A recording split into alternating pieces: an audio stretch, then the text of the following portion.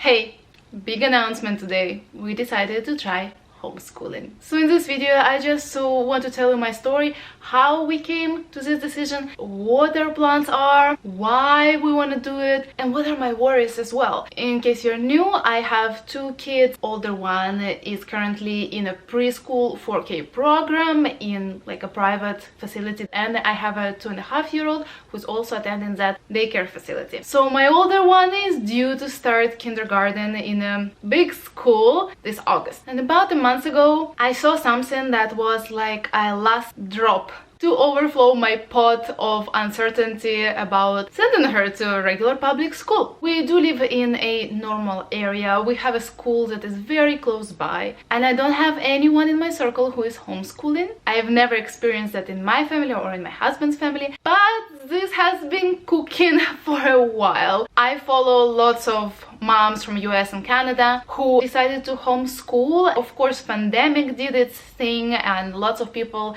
just decided to keep going after that, and homeschooling is indeed on the rise. So I signed up to my local Facebook homeschooling group, and I constantly see messages popping up about I want to start homeschooling, I'm starting homeschooling soon, tell me about your routine and where do I start, and all these questions, including my own questions.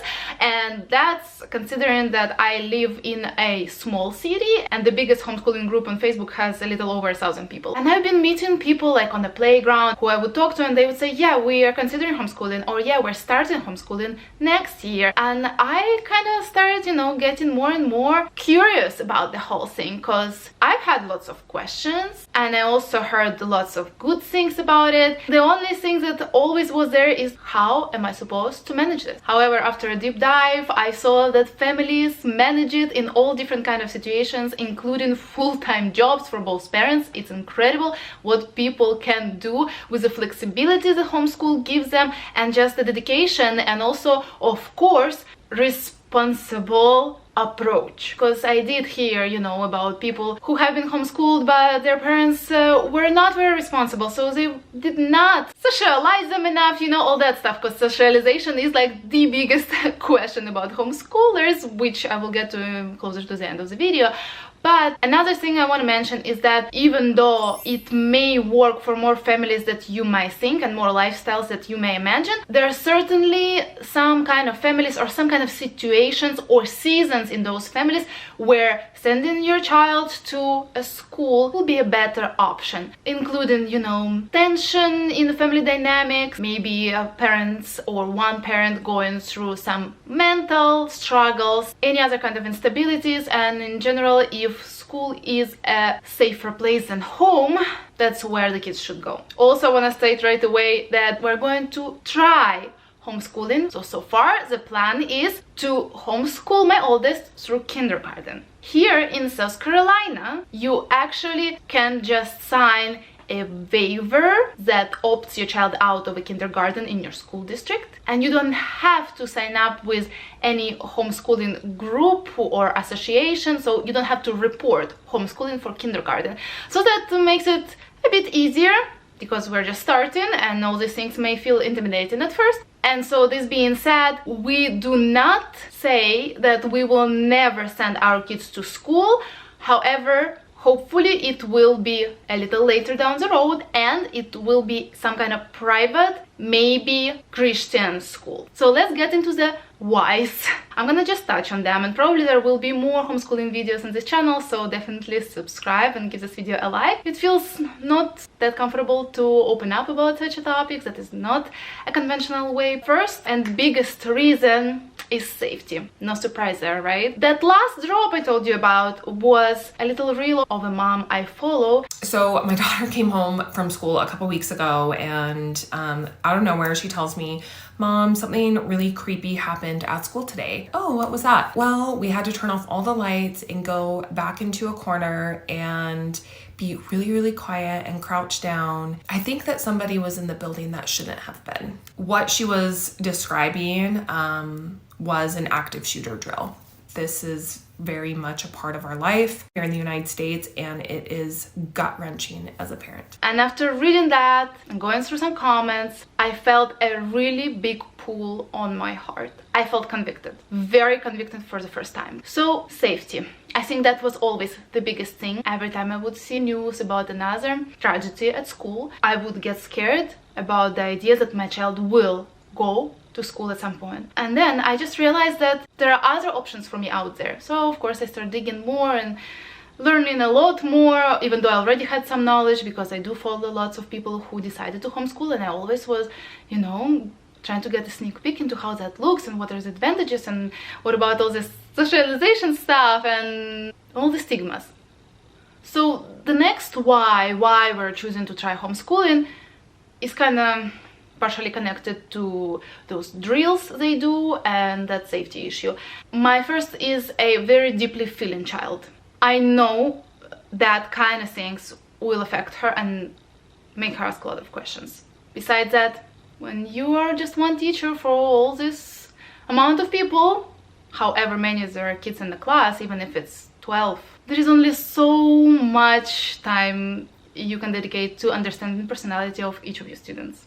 My first child is also very feisty, very active. She got lots of energy going on, and I doubt that sitting for a long period of time will be beneficial for her learning. So then I actually thought, oh, I should Google, do they do those drills in private schools, even though that's not in our range right now. So I didn't find exact answer. Looks like they do those drills. However, if you see the statistics of tragedies happening in schools, it's mostly public schools and a very little percentage for private schools. It may vary from state to state, but safety-wise, I do feel much calmer sending my children to private school.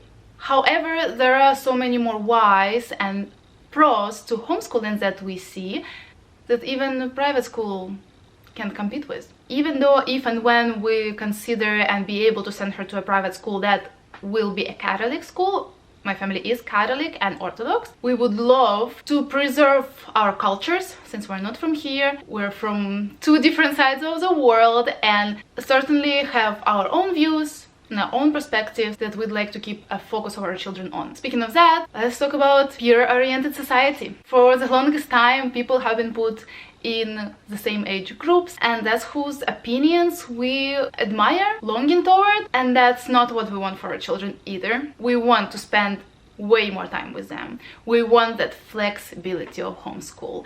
We want to be able to tell our point of view on many things in this world, and we want to nourish that connection that we've built. We want to nourish that personalities that our kids have. We are very mindful and responsible of how we're planning to do this, and if at some point that's not going to be working out, we will definitely find whatever option is best for them. However, I will certainly try to make this work. I read one of the comments in some homeschooling videos that I watched. If God called you to do something, He will equip you, and that also just clicked. I certainly feel the pull toward that, and I think I would be regretting not trying it, especially in the positions that we are in. I work from home part-time, my job is flexible, my husband's job is somewhat flexible too, he is partially working from home, so we seem to be the family who is able to accommodate homeschooling. Even parents who work full-time making it work by teaching their kids on the evenings, not like 4 hours straight, of course not, half an hour there, an hour and a half here, and on the weekends, as long as they have someone to watch their kids during the times they work out of the house, that's working for them. Or maybe they work full-time from home. You don't have to be there all the time, especially with the little older kids. You can give them tasks. You can give them their homework. So besides that, her circle. We want to be able to kind of pick and choose who are the people, who are the kids that are around her. Who are those families? What are their values? In a school, public or private, you can choose and you don't have any say into who's around your kids. What are they telling them? What are they teaching them? And like I said about the peer pressure and the peer-oriented society, that's not what we want to deal with. And touching a little bit on the socialization stuff, of course, there are homeschooling groups who see each other locally a couple of times a week. There are some homeschooling like academies, or you can just come up with a little friend group and see each other without even getting into any of those programs for homeschoolers. Then there are extracurriculums. Then your child is able to spend time with you at work, with you at home and doing errands. Your child sees people and communicates with people and see how you communicate with people. They are able to spend more time with family members who are also all different age, and they of course can socialize with their neighbors like all other people. They actually have more time for that. So you met this homeschooling family, or you went to this homeschooling group, and your values align with this family's values, you and your kid can keep seeing them. But if don't, you just go to a different group, or you find some other circle to communicate with. And of course, it's not about the total control. Another important thing is just teaching them life, them seeing what you do during the day, even things like how you exercise and how you read a book, things like that what you do for work. Even if you have to go to the office sometimes, and some people, have businesses, they can bring their kids to way more often and actually teach them some other real life stuff. Homeschooling, at least in my state, does require you teach some basic disciplines that you absolutely have to report on as well, but the rest you can pick and choose. And what we also like very much, this way we will be able to concentrate and double up on things that she is good at, instead of trying to become good at something you don't like. Then things like cooking together, doing laundry. Obviously the flexibility, like I said, in South Carolina you have to homeschool 180 days per year and 4 hours each of those days, I believe. And that's actually can be split up in many different ways, and you can accommodate anything and everything in your life. Another thing that could be another advantage is hopefully having less viruses come in our house. Even though, forgot to mention that, we've decided that so far our youngest one will keep attending daycare. He will have 1 more year at daycare when my oldest one will start homeschool for kindergarten, and then 1 more year in a pre-K. So there is at this point about 2.5 years for him before he needs to start the kindergarten in a school. He will be attending a facility and he will be seeing kids, as well as my older one. She will also be seeing kids and going to her gymnastics and swimming and all of that. However, I really hope that the amount of viruses we get really decreases, because when you are homeschooling a child, if he is sick and still did not recover completely, you just keep the child home with you and don't come to that group. I mean, I hope people are responsible like that, because that's what I would do, because I understand if people have to work, they give antibiotic 24 hours and they send them to school, congestion, runny nose and sneezes, and all of that stuff is going and spreading those viruses so fast. So yes, we will have 1 child enrolled for another 2.5 years at least in the daycare and preschool. And that was my other confusion with being a homeschooling family. I thought, if we decided to homeschool, first of all, it have to be forever. Second of all, we have to take all the children out of school. No. That's not how many people do. There are many families who actually choosing to homeschool their older ones, those who are in the 1st grade and higher, and they still take their youngest ones to preschools and daycares. And thanks to Instagram, I was able to see how a family who has 4 kids doing it, and I was so surprised. I was like, is that possible? Of course it's possible. You can do whatever you want. This is the part where we can move to my worries.